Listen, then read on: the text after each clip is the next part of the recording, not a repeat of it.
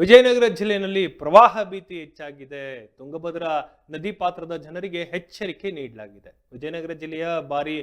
ವಿಜಯನಗರ ಜಿಲ್ಲೆಯಲ್ಲಿ ಭಾರಿ ಮಳೆಯಾಗ್ತಾ ಇರುವಂತಹ ಹಿನ್ನೆಲೆಯಲ್ಲಿ ತುಂಗಭದ್ರಾ ನದಿಗೆ ಹೆಚ್ಚಿನ ಪ್ರವಾಹದಲ್ಲಿ ನೀರು ಹರಿದು ಬರ್ತಾ ಇರೋದ್ರಿಂದ ನದಿ ಪಾತ್ರದ ಜನರಿಗೆ ಎಚ್ಚರಿಕೆ ನೀಡಲಾಗಿದೆ. ತುಂಗಭದ್ರಾ ಮಂಡಳಿಯು ನಾಳೆ ಬೆಳಿಗ್ಗೆ ಅಣೆಕಟ್ಟೆಯ ಗೇಟ್ಗಳನ್ನ ತೆರೆದು ನೀರು ಬಿಡುಗಡೆ ಮಾಡುವುದಾಗಿ ತಿಳಿಸಿದೆ.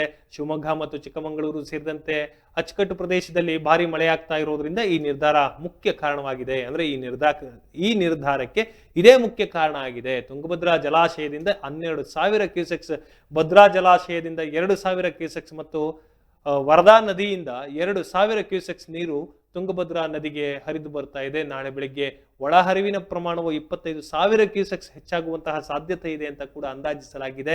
ಈ ಹಿನ್ನೆಲೆಯಲ್ಲಿ ತುಂಗಭದ್ರಾ ಅಣೆಕಟ್ಟೆಯ ಕೆಲವು ಗೇಟ್ಗಳನ್ನ ತೆರೆದು 5,000ದಿಂದ 20,000 ಕ್ಯೂಸೆಕ್ಸ್ ವರೆಗೆ ನೀರನ್ನ ನದಿಗೆ ಹರಿಸಲು ನಿರ್ಧರಿಸಲಾಗಿದೆ. ತುಂಗಭದ್ರಾ ಮಂಡಳಿ ಅಧಿಕಾರಿಗಳು ನದಿ ಪಾತ್ರದ ಜನರಿಗೆ ಎಚ್ಚರಿಕೆ ನೀಡಿದ್ದು ಸುರಕ್ಷಿತ ಸ್ಥಳಗಳಿಗೆ ತೆರಳುವಂತೆ ಸೂಚಿಸಲಾಗಿದೆ. ಅಲ್ಲದೆ ನದಿಯ ದಡಕ್ಕೆ ತೆರಳದಂತೆ, ನದಿಯ ಅಕ್ಕಪಕ್ಕ ದಡದ ಬಳಿ ತೆರಳದಂತೆ ಮತ್ತು ಯಾವುದೇ ರೀತಿಯಲ್ಲಿ ನದಿ ದಾಟಲು ಪ್ರಯತ್ನಿಸದಂತೆ ಎಚ್ಚರಿಕೆಯನ್ನು ನೀಡಲಾಗಿದೆ ಅಂತ ಕೂಡ ತಿಳಿದು ಬಂದಿದೆ. ಈ ಕುರಿತು ಮಾತನಾಡಿದಂತಹ ಮಂಡಳಿ ಅಧಿಕಾರಿಯೊಬ್ಬರು, ನಾವು ಪರಿಸ್ಥಿತಿಯನ್ನು ಸೂಕ್ಷ್ಮವಾಗಿ ಗಮನಿಸ್ತಾ ಇದ್ದೇವೆ ಮತ್ತು ನೀರಿನ ಮಟ್ಟದಲ್ಲಿ ನಿಯಮಿತವಾಗಿ ಪರಿಶೀಲಿಸ್ತಾ ಇದ್ದೇವೆ.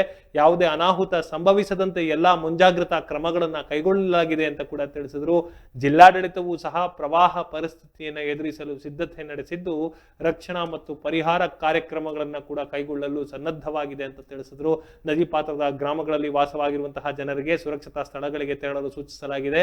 ಇದಲ್ಲದೆ ಯಾವುದೇ ರೀತಿಯ ಸಹಾಯಕ್ಕೆ ತಕ್ಷಣವೇ ಸಂಪರ್ಕಿಸಲು ಸಹಾಯವಾಣಿಯ ಸಂಖ್ಯೆಯನ್ನು ಸಹ ತೆರೆಯಲಾಗಿದೆ. ಪರಿಸ್ಥಿತಿ ನಿಯಂತ್ರಣಕ್ಕೆ ಬರುವವರೆಗೂ ಜನರು ಎಚ್ಚರಿಕೆಯಿಂದ ಇರಬೇಕು ಅಂತ ಜಿಲ್ಲಾಡಳಿತ ಮನವಿ ಮಾಡಿದೆ.